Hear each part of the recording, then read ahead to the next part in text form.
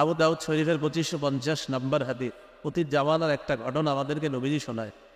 ক্বালা রাসূলুল্লাহ সাল্লাল্লাহু আলাইহি ওয়াসাল্লাম, নবীজি বলেন, বাইনামা রাজুলুন ইয়ামশি বিতরিকিন ফাশতাদ্দা আলাইহিল আতশ।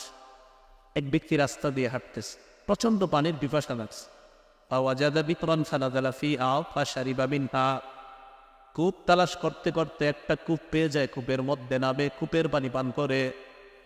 ফালাম্মা খারাজা মিনহা, কূপ থেকে যখন বের হয়, ফাইদা কালবুন ইয়ালহাসু ইয়াকুলু সারা মিনাল আতশ। হঠাৎ দেখে একটা কুকুর পানির পিপাসায় ছটফট করে আর ক্ষুধার যন্ত্রণায় মাটি চাবায়। মাটি চাবায়। লোকটা চিন্তা করলো, লাকাদ বালাগা হাযাল কালবা মিসলুল্লাযী কানা বালাগানি মিনাল আতশ। আহারে, একটু আগে পিপাসায় যে পরিমাণ কষ্ট আমি পেয়েছি, মনে হয় কুকুরটা এই পরিমাণ কষ্ট পাচ্ছে।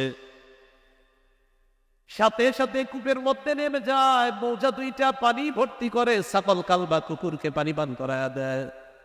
নবীজি বলেন, শাকারাল্লাহু লাহু ওয়া গাফারা লাহু। ওই মুহূর্তে ওই বান্দার উপর আল্লাহ খুশি হয়ে তার জিন্দেগীর সব গুনাহ মাফ করে দেন। আবু দাউদের 2551 নম্বর হাদিস। عن أنس بن مالك رضي الله تعالى عنه قال كنا لا نسبح حتى نحل الرحال। আনাস বলেন, আমরা যখন সওয়ার হয়ে কোথাও যাইতাম, পথি মধ্যে যদি নামাজের প্রয়োজন হতো, নামাজ পড়ার জন্য যদি নামতাম, আগে ওই প্রাণীর খানা পানি ঘাতের ব্যবস্থা করতাম, এরপর আমরা নামাজের মধ্যে দাঁড়াইতাম। তাই হাইওয়ান জানোয়ার যেন আমাদের কারণে কষ্ট না পায়। নাসাই শরীফের 4446 নম্বর হাদিসের বর্ণনা। ক্বালা রাসূলুল্লাহ সাল্লাল্লাহু আলাইহি ওয়াসাল্লাম, নবীজি বলেন, মান কাতালা উসফুরান আবাসা। কোন ব্যক্তি যদি একটা চড়ুই পাখিকে অনর্থক হত্যা করে, আজ্জা ইলাল্লাহি ইয়াউমাল কিয়ামা, চড়ুই পাখি কিয়ামতের ময়দানে ওই ব্যক্তির বিরুদ্ধে আল্লাহর কাছে মামলা দায়ের করবে। চড়ুই পাখি আল্লাহকে বলবে, ইয়া রাব্বি ইন্না ফুলানান কাতালানি আবাসা, মাবুদ ওকে আমাকে অনর্থক হত্যা করেছে, আমি আর বিচার চাই।